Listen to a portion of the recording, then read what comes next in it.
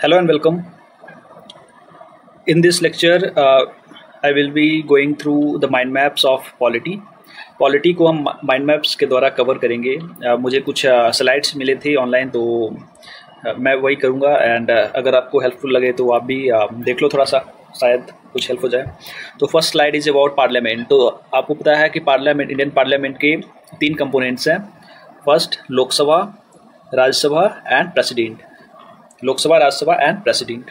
अब देखो, लोकसभा एंड राज्यसभा ये लेजिस्लेटिव फंक्शन करते हैं एंड प्रेसिडेंट का है काम साइन करना, बिल्स को साइन करते हैं, तो ये एक्ट में कन्वर्ट हो जाता है।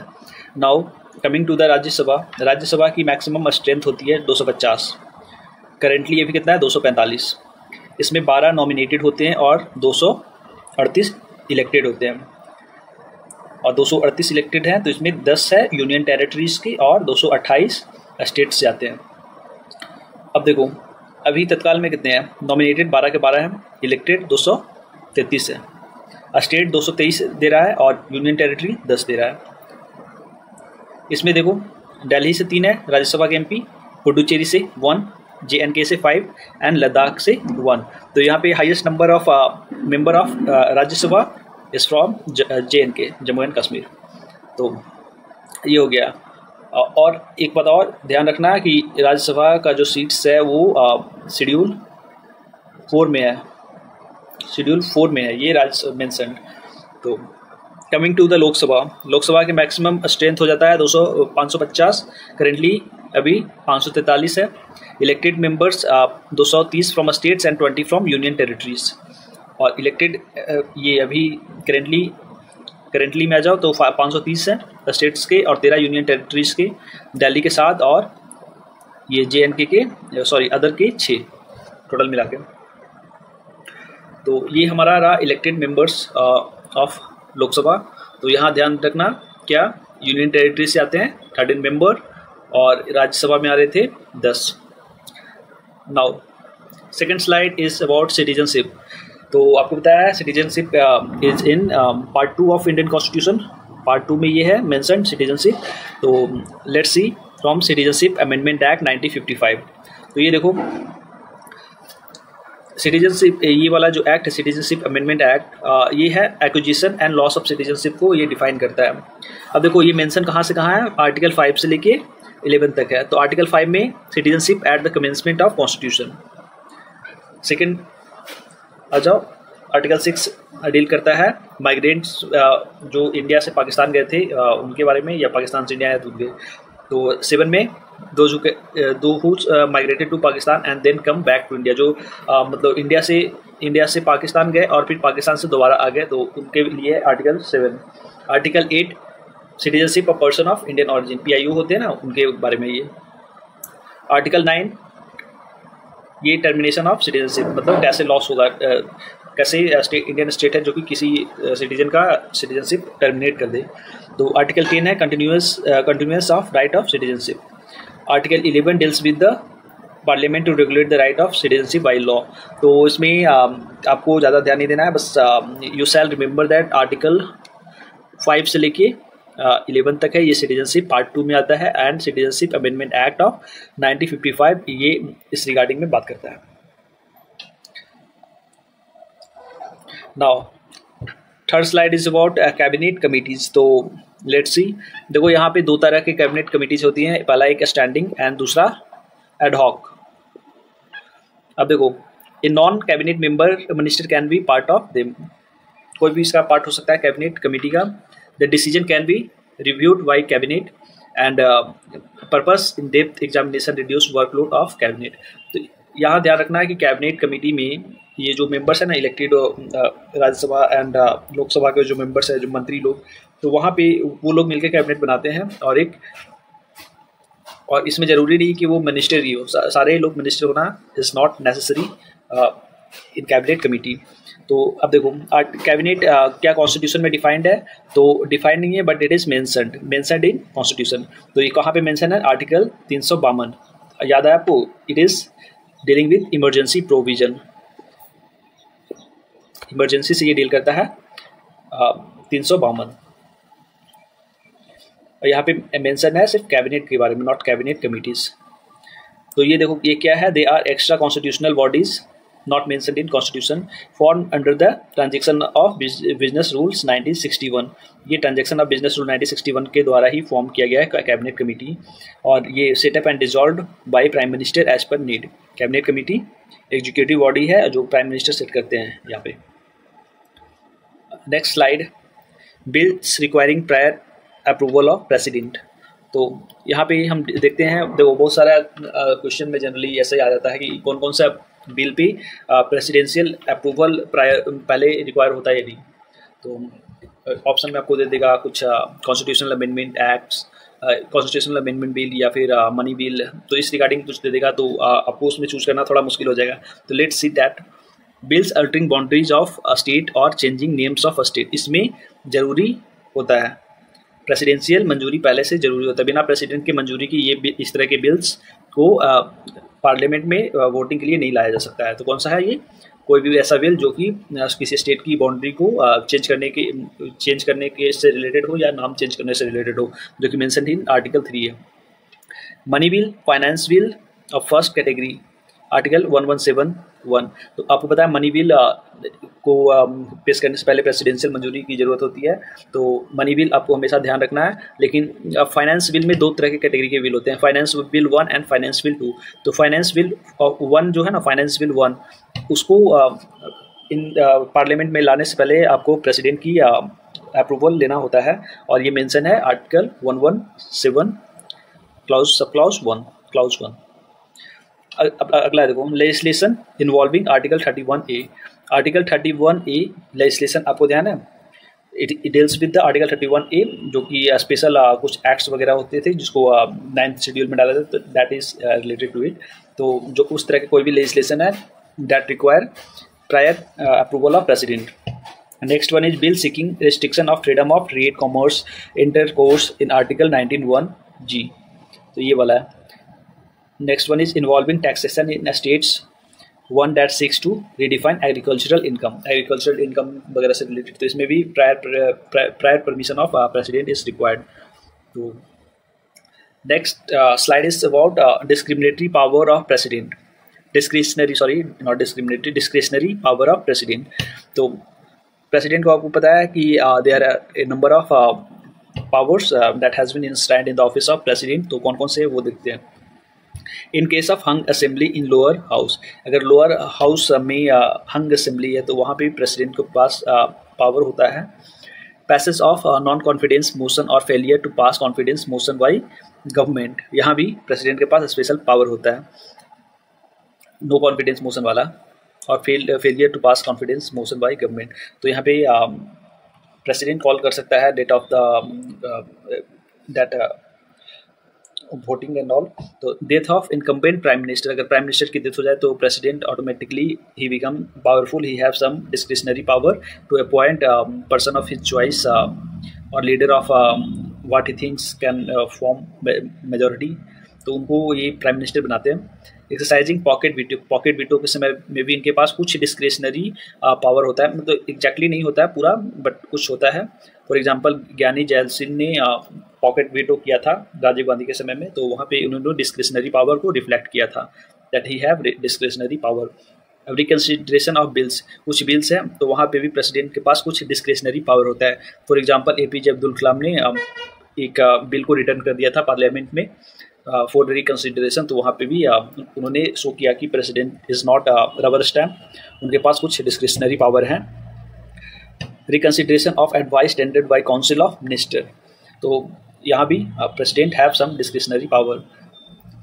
अब आ जाओ article 72, it deals with the president can pardon, reprieve, commute sentence of any person who is punished by court martial, union law और केस ऑफ डेथ सेंटेंस। तो ये आर्टिकल 72 का है। प्रेसिडेंट का पार्डन पावर ऑफ प्रेसिडेंट है, क्षमा करने की पावर प्रेसिडेंट के अंदर होता है, तो दैट इट डील्स विथ।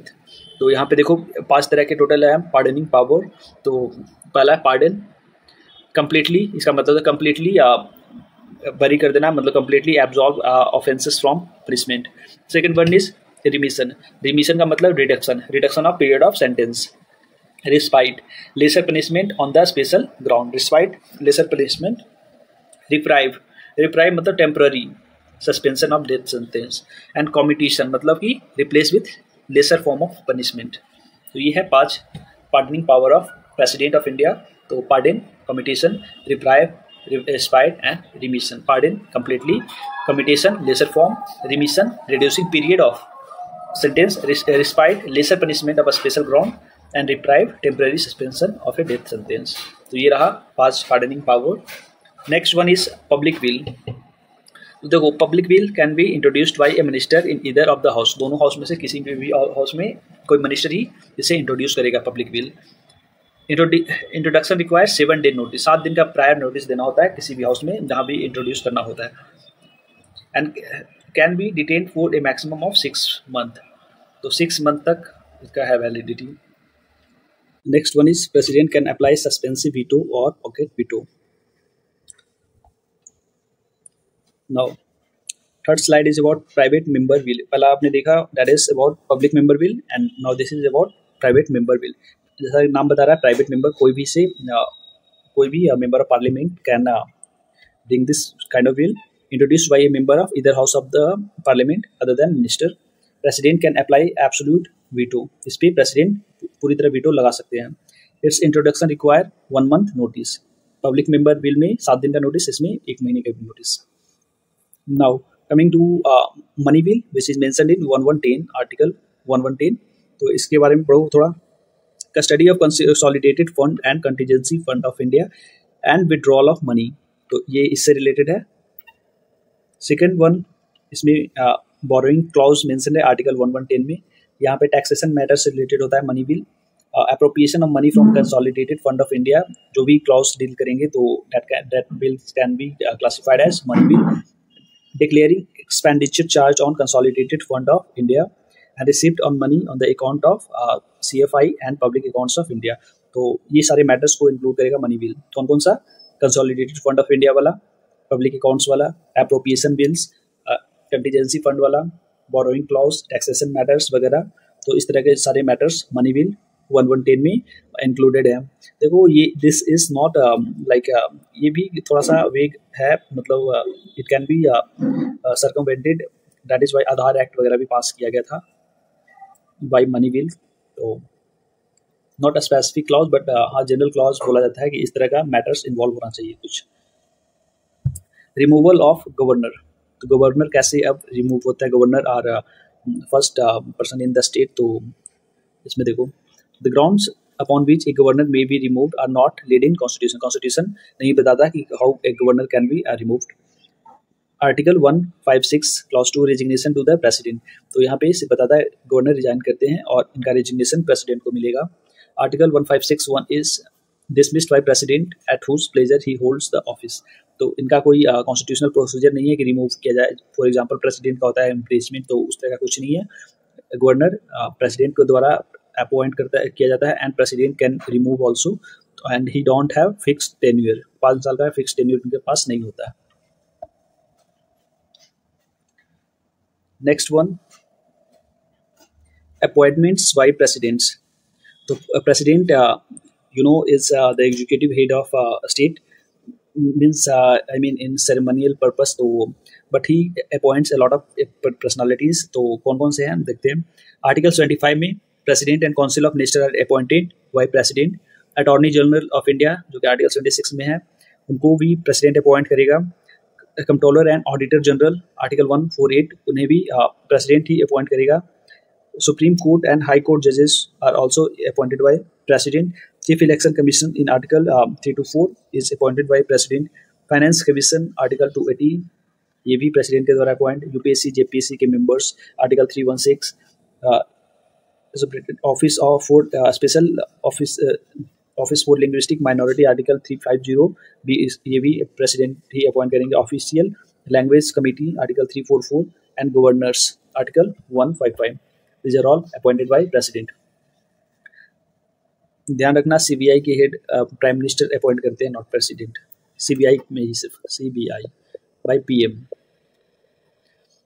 अगला disqualification of MP according to 10th schedule, तो आपको you know that there are 12 schedule in our constitution, 12 schedule है, तो इसमें 10th वाला है जो कि disqualification of member of parliament या लेजिस्लेचर से डील करता है। तो independent member join a political party, अगर कोई इंडिपेंडेंट मेंबर 6 महीने के बाद पॉलिटिकल पार्टी ज्वाइन करे तो उसको डिस्क्वालीफाई किया जा सकता है। After 6 months of elections, if A nominated member join 6 months A political party, तो उसे भी डिस्क्वालीफाई किया जा सकता है। नॉमिनेटेड मेंबर 6 महीने के बाद कोई पॉलिटिकल पार्टी ज्वाइन करेगा तब, पहले ज्वाइन कर ले तो कोई वैसा प्रोसीजर नहीं होगा। In case Lok Sabha decided by speaker and in Rajya Sabha vice chairman, तो इसे डिसाइड कौन करता है? लोकसभा में स्पीकर एंड राज्यसभा में chairman. Next one, if abstain vote against direction of his party in house, अगर विप जो होते हैं और विप उनकी विल के अगेंस्ट में किसी पार्टी के मेंबर ने वोटिंग की तो उसे भी डिस्क्वालीफाई किया जा सकता है यहाँ पे। If voluntary gives up membership of the party, तो यहाँ भी डिस्क्वालिफिकेशन लागू हो जाएगा। Next one is next slide is about central control over state legislation. तो सेंटर कैसे कंट्रोल करता है स्टेट के लेजिस्लेशन को? तो introduction of certain types of bill, example restriction on freedom of trade and commerce need for prior sanction of president, reservation of certain types of bills by governor, consideration of president। तो bills के माध्यम से governor bill को reserve कर लेता है। कुछ अलग तरह के बिल्स जो कि कॉन्करेंट लिस्ट में है, तो उस तरह के मैटर्स को लाके सेंट्रल कंट्रोल कर लेगा स्टेट पे। Money bills and finance bills को इसे रिजर्व करके भी किया जा सकता है ड्यूरिंग इमरजेंसी के समय में, financial emergency. Next one is municipalities. आपको you know that it comes under schedule 12 में ये आता है म्यूनसिपैलिटीज। तो मेट्रोपॉलिटन एरिया, किसी मेट्रोपॉलिटन एरिया इसमें आएगा, म्यूनसिपल एरिया एंड म्यूनसिपैलिटी। तो ये पहला देखते हैं metropolitan area, an area with population of 10 lakh or more comprising of one or more districts and consist of 2 or more municipalities or panchayat. तो ये आएगा मेट्रोपॉलिटन एरियाज में, जहाँ पे 10 लाख की पॉपुलेशन हो या उससे ज़्यादा, और 1 और मोर डिस्ट्रिक्ट, एक या दो से एक से ज़्यादा डिस्ट्रिक्ट्स कंप्राइज हो। तो सेकंड वन, म्यूनसिपैलिटी क्या है? ये इंस्टीट्यूशन ऑफ सेल्फ गवर्नमेंट है अंडर आर्टिकल 243 243 क्यू। यहाँ पे आता है म्यूनसिपैलिटीज। म्यूनसिपल एरिया ये क्या है? Territorial area of a municipality as notified by governor, municipal area. अब देखो, हमने वहाँ पे देखा था कुछ discretionary power of president, it is the same slide I guess, तो इसे पढ़ने की जरूरत नहीं है। Next one, function perform by CA. CA कौन है ये भाई? Constituent assembly. अच्छा, कॉन्स्टिट्यूएंट असेंबली की बात कर रहा है। Function perform by constituent assembly. तो यहाँ पे देखो, first ratified India's membership to the commonwealth in 1949।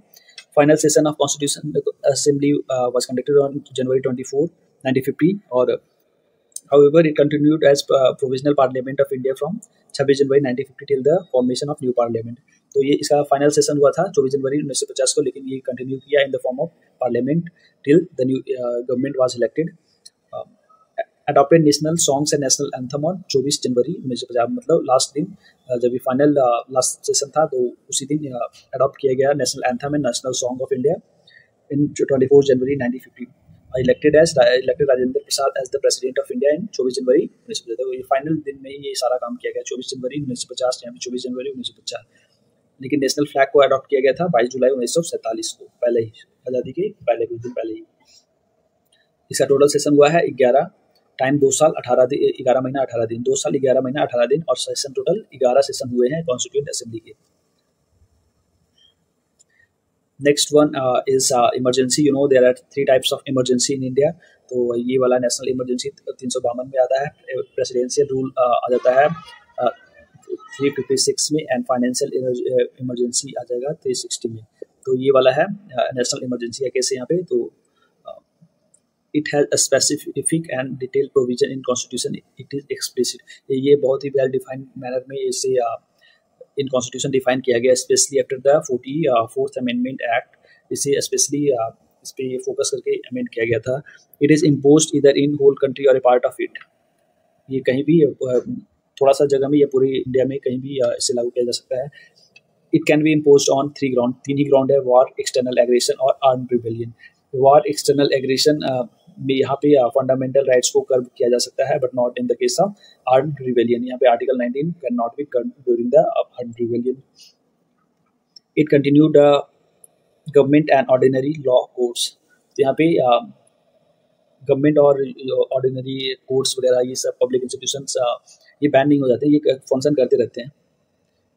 It affects not only fundamental rights but also centre state relation, distribution of revenue and legislative power between centre and state and may टेनियर of parliament. तो यहाँ पे parliament का टेनियर 6 महीने करके बढ़ाया जा सकता है up to infinite number of times, generally 5 year terms, 5 year तक। तो it does not affect fundamental rights but also center state relation in distribution of revenue, legislative power between center and state. अगला जो DPSP, DPSP you know is under the part 4 of Indian constitution. Article ये 36 से लेके 51 तक है, तो ये वाला डीपीएसपी। तो यहाँ पे गांधीयन आइडियोलॉजी की बात है, तो गांधीयन आइडियोलॉजी कहाँ कहाँ मिलेगा? आर्टिकल 40 विलेज पंचायत में मिलेगा। Article 43 cottage industries, village and cottage industry, जो कि ग्रामोदया सर्वोदया वाला आया था ना, तो दैट इज काइंड ऑफ 43 भी ये कॉपरेटिव्स। 46 में education for the SC/ST members and for protection of social justice, तो वहाँ भी गांधीयन प्रिंसिपल है। आर्टिकल 47 ये लिकर वगैरह का है, दारू वगैरह, तो आर्टिकल 47 यहाँ पे बैन करने की बात किया जाता है, ये गांधीयन प्रिंसिपल है। आर्टिकल 48 यहाँ पे काउ स्लॉटर को बैन करने की बात है, तो this is also in article 48। So I guess this was for today, guys, and next day probably I will bring such kind of mind maps for quick revision, I guess. So thank you, goodbye, stay tuned.